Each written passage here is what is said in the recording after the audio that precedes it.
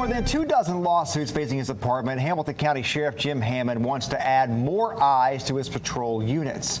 Good evening. I'm Josh Rowe. And I'm Latricia Thomas. Aaron Farrar shows us what the sheriff is investing in and how he thinks they'll make a difference.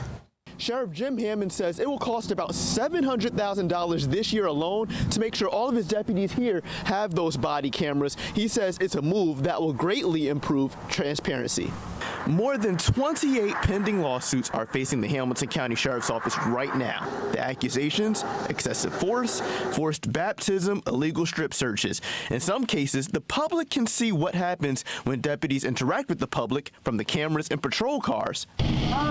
In other cases, they can't. We can't do without them. Sheriff Jim Hammond believes many of the accusations against his deputies could be cleared up if they wore body cameras.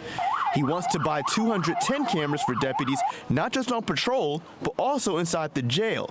That's where the most recent lawsuit filed by attorney Robyn Flores focuses, when he says Bradley Payne was beaten by corrections officers. Hamilton County Mayor Jim Carpenter thinks it's time for body cams. Well, I think it offers transparency. How?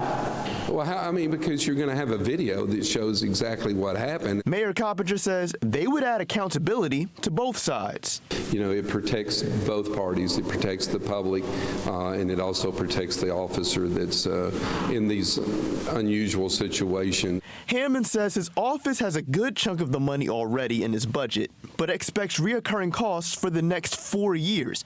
That's why he plans to address the county commission for more funding, a decision he hopes comes quickly. It's so that we can have more and more defense to be able to show why they're wrong in what they're stating. So seeing is believing, so to speak, and so, you know, that's what body cameras do. Hammond hoping to plead his case to commissioners before the end of January. Reporting for NewsChannel 9, I'm Aaron Farrar.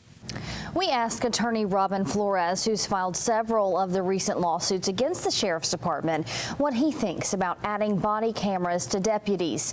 He says, quote, the sheriff's comments only focus on the welfare of his employees. It should go both ways to protect his employees from false claims, but the public from criminal acts by his employees.